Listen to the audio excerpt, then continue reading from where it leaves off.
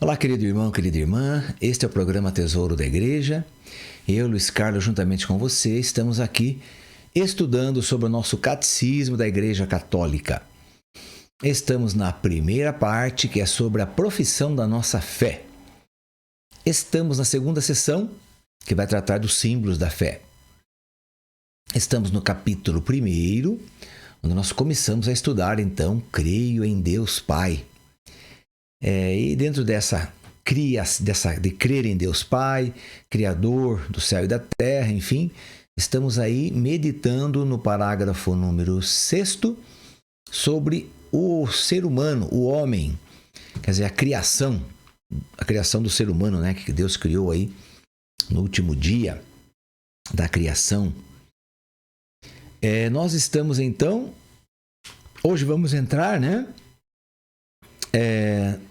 no número 369 do Catecismo da Igreja Católica. 369, que tem como título Homem e Mulher os criou. Vamos ver aqui então a igualdade e diferença que são queridas por Deus. A igualdade e a diferença. Que Deus fez assim o homem e a mulher e Ele ama o homem e a mulher desta forma. E assim Ele quis. Então vamos lá. O homem e a mulher são criados, isto é, são queridos por Deus. Por um lado, em uma perfeita igualdade enquanto pessoas humanas. E por outro, no seu ser respectivo de homem e de mulher. Também são queridos da mesma forma. Ser homem, ser mulher é uma realidade boa e querida por Deus. O homem e a mulher têm uma dignidade inadmissível que eles vêm diretamente de Deus, seu Criador.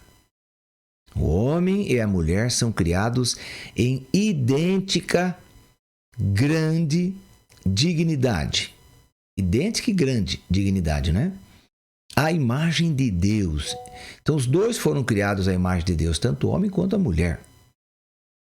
No seu ser homem e no seu ser mulher, refletem a sabedoria e a bondade do Criador.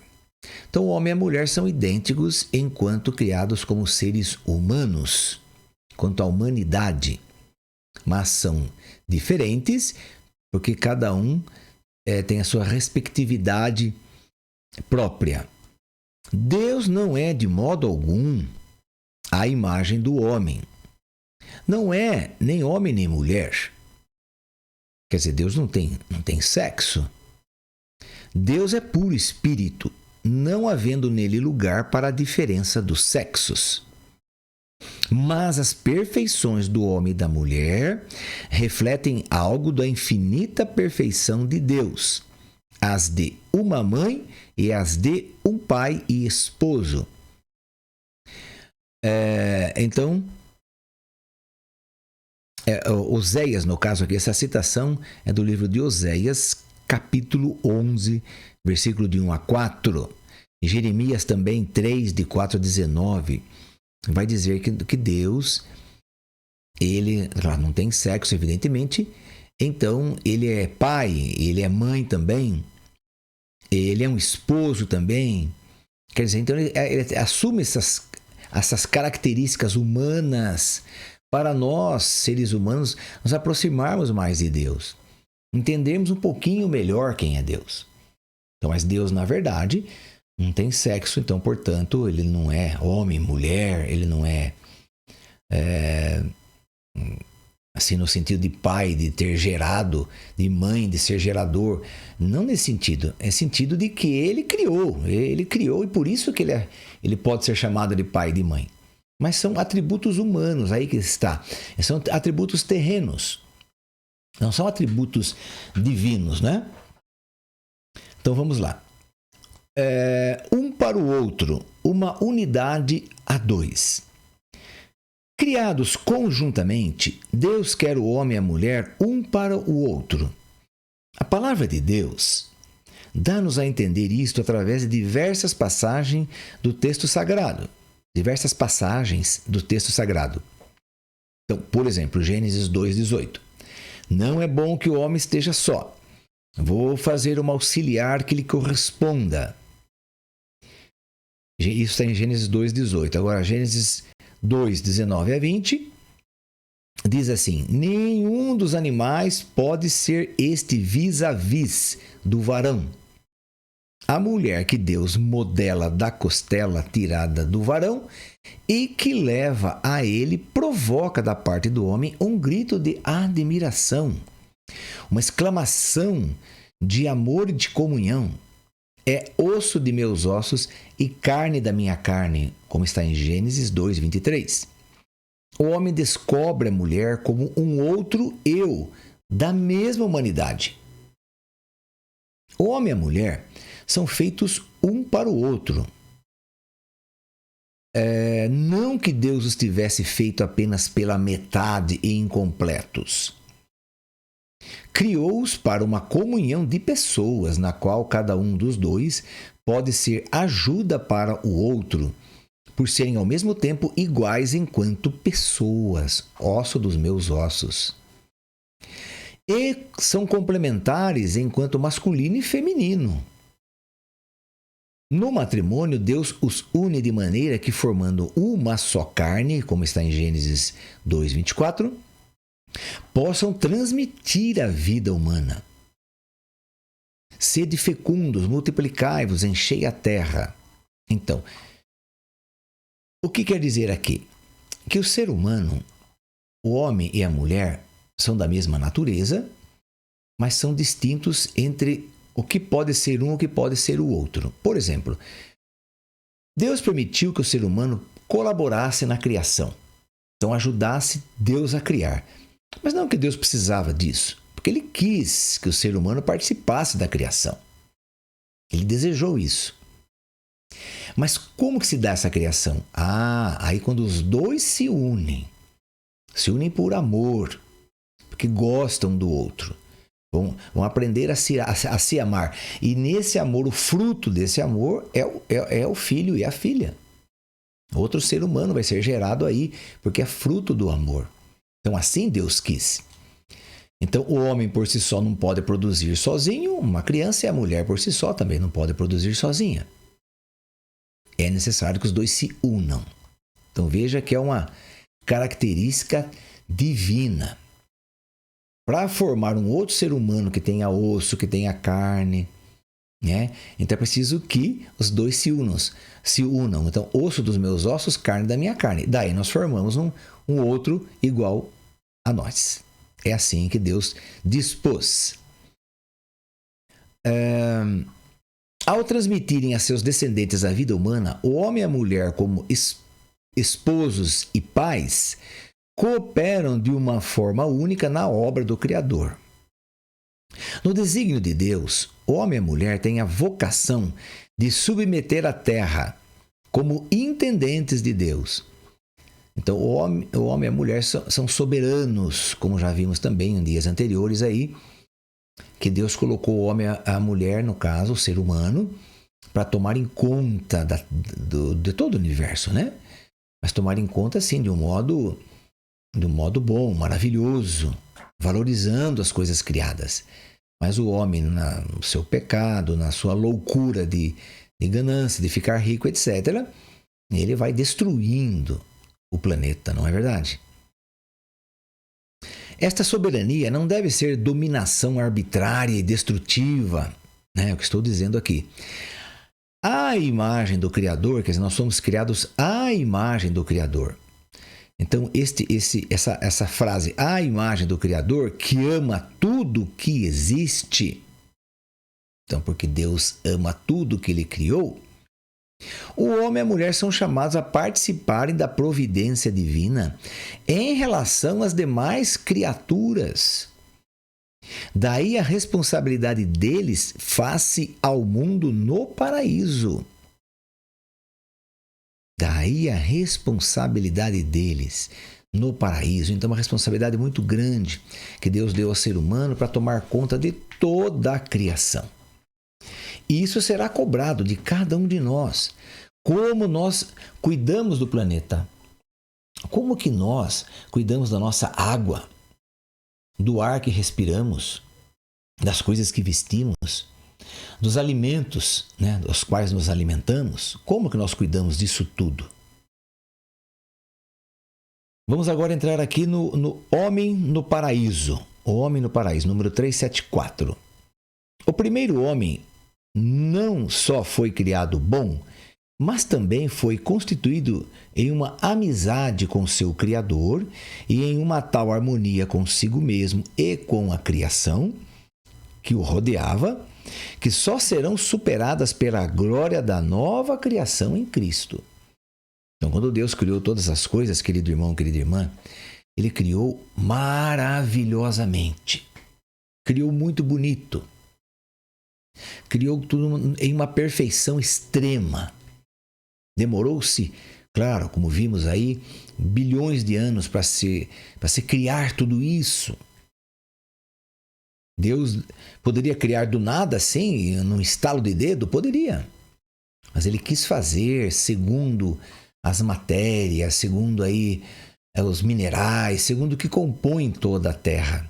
Ele foi criando a terra, foi juntando as águas, formando os mares, os rios, as lagoas, e depois colocando seres para habitar essas florestas, esses mares, esses rios. Ele foi criando seres para habitar tudo isso.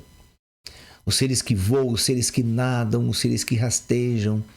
Então, foi criando isso tudo para ocupar as coisas que ele havia criado. E por último, ele criou homem para tomar conta disso tudo que ele criou. Assim é Deus. Assim é o paraíso. Agora, a nova criação em Cristo, então, tudo isso que foi criado só é superado pela nova criação em Cristo. Sim, porque, como já disse aqui, Deus perdeu toda a criação com a liberdade que ele deu ao ser humano, e o ser humano usou mal essa liberdade e ofendeu a Deus, preferiu o demônio. Então, daí ele perdeu tudo, chama-se pecado original, perdeu toda a origem das coisas, perdeu tudo. Agora, o Filho de Deus, que é a segunda pessoa, a Santíssima Trindade, que é o Verbo, se encarna, adquire o nome, Jesus Cristo. Este Jesus Cristo, que é Deus, morrendo, derramando seu sangue, ele recria por este sangue, ele recria toda a humanidade e todo o universo. E essa nova criação, ou seja, a recriação, que é uma nova criação, supera a primeira criação.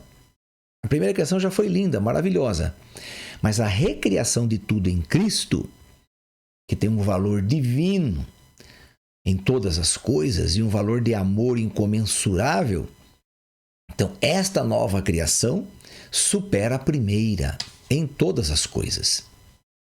Por isso que Jesus fala na palavra que no fim dos tempos a terra, quer dizer, todo o universo, a gente entende por terra, mas é todo o universo, será restituído, será reformulado, será renovado. Então a terra será renovada, né? Também por causa da encarnação do Verbo, de sua morte na cruz. Então por isso que a igreja ensina que a nova criação em Cristo é muito melhor que a primeira. Já visto aí o ser humano. O ser humano foi criado à imagem e semelhança de Deus. Muito bem, então foi criado maravilhoso. Se nós somos criados à imagem e semelhança de Deus, nós somos criados maravilhosos. Só que o ser humano destruiu essa maravilha. Por causa do pecado original, ele se sujou. Então o que era bonito no ser humano se tornou feio, sujo, indecente. Indecente. Quando Jesus vem e nos compra de Satanás, nos lava com o sangue dele e nos dá o espírito dele, ele nos torna muito mais bonitos do que no início. Por quê? Porque agora nós temos acesso à divindade, coisa que nós não tínhamos na primeira criação.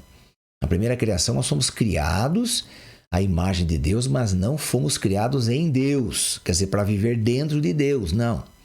Nós somos criados para viver no paraíso e Deus vinha visitar o ser humano, vinha conversar com ele. Agora, com Jesus Cristo, que é o Verbo encarnado, Ele nos faz nascer para dentro de Deus. Por isso que nós estudamos agora ontem, nosso último programa, ou penúltimo, né? Nós estudamos que nós somos templos do Espírito. Por quê? Porque somos enxertados em Cristo no batismo. Passamos a viver dentro de Cristo, e Cristo é Deus. Se Cristo é Deus e nós estamos vivendo dentro dele pelo batismo, dentro de Deus, dentro da divindade, então a nossa condição agora é muito melhor que a primeira. Isso não existe nem comparação, não é verdade? Então, por isso que o catecismo aqui afirma tranquilamente, né, que essa nova criação, que a criação anterior é superada pela nova criação em Cristo. Interpretando de maneira autêntica o simbolismo da linguagem bíblica à luz do Novo Testamento e da tradição, a Igreja ensina que os nossos primeiros pais, Adão e Eva, foram constituídos em um estado de santidade e de justiça original. Santidade e justiça original. Esses dois termos aí, eles foram retratados, estudados e foram dogmatizados no Concílio de Trento. Esta graça da santidade original era uma participação da vida divina. Pela irradiação desta graça, todas as dimensões da vida do homem eram fortalecidas. Enquanto permanecesse na intimidade divina, o homem não devia nem morrer e nem sofrer. Porque Deus não criou ninguém para morrer, ninguém para sofrer, ninguém para ficar doente, ninguém para chorar, ninguém para ficar triste. Não, de jeito nenhum. Deus não criou o homem para isso de jeito nenhum. Isso tudo é consequência do pecado original. Por causa do pecado original, entrou a morte no mundo. Entraram as doenças no mundo. E cada dia aparece doença nova. Você já reparou nisso?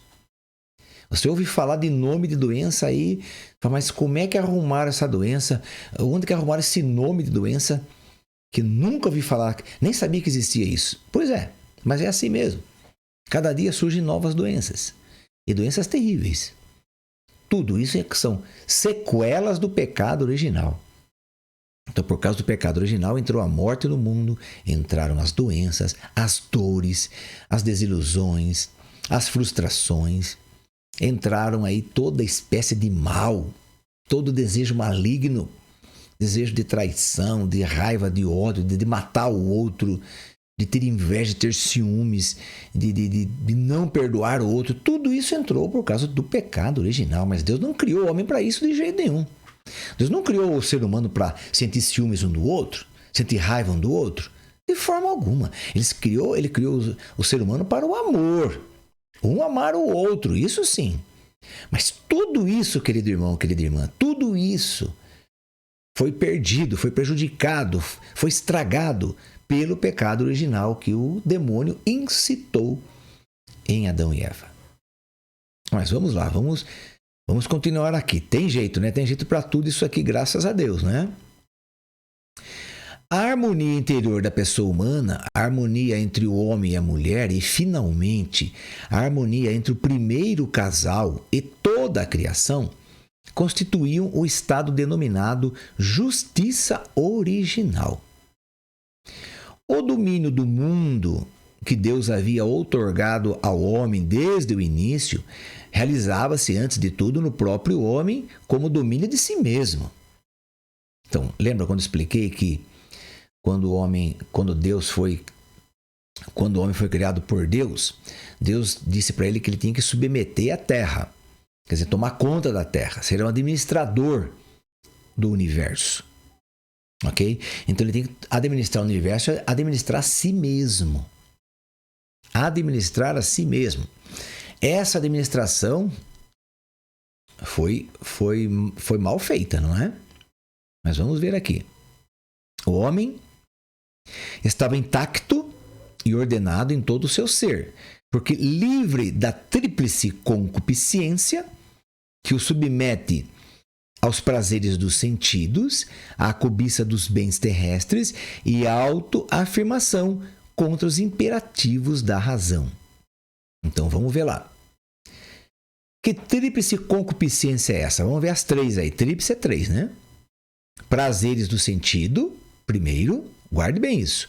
Prazeres do sentido, cobiça dos bens terrenos e autoafirmação contra os imperativos da razão. O que é isso? Prazeres dos sentidos. Eu quero fazer isso, eu quero ser rico, eu quero dominar, eu quero que... Por exemplo, vou dar um exemplo aqui. Davi viu a mulher do Urias tomando banho. Lá de cima do castelo, ele olhou lá e viu a mulher do Urias lá tomando banho e pronto, daí já aguçou nele o sentido de uma mulher num corpo maravilhoso, etc. Então ele desejou aquela mulher. Desejou. Então, prazer do sentido. Desejou. Ele cometeu pecado em cima de pecado até assassinar o Urias, né? Muito bem. Então isso é prazer de sentido. Outra coisa, cobiça dos bens terrenos. Cobiça dos bens terrenos. Então eu quero ter isso, eu quero ter aquilo, eu quero ter mais e mais, e quanto mais eu tenho, mais eu quero. Porque os bens terrenos são assim. É uma cobiça que não tem fim, não tem medida. E terceiro, autoafirmação contra os imperativos da razão. Então você vai fazer alguma coisa errada. A sua razão está dizendo, não faça. Não faça, está errado, não faça. Mas eu quero fazer, porque eu posso fazer. Porque imagine que eu vou deixar passar essa oportunidade, eu quero fazer. Então aí eu vou contra a minha razão. Porque o Senhor deu para nós o discernimento, gente. Desde que nós somos criados com discernimento. Nós sabemos o que é certo e o que é errado. Então nós fazemos o que é errado porque nós queremos fazer. Não somos obrigados a fazer. Nós queremos. Então essas três coisas são chamadas de tríplice concupiscência. Concupiscência, o que é isso? É desejo exagerado. O sinal da familiaridade com Deus... O sinal da familiaridade com Deus é o fato de Deus o colocar no jardim. Então, família. Deus está junto, ok?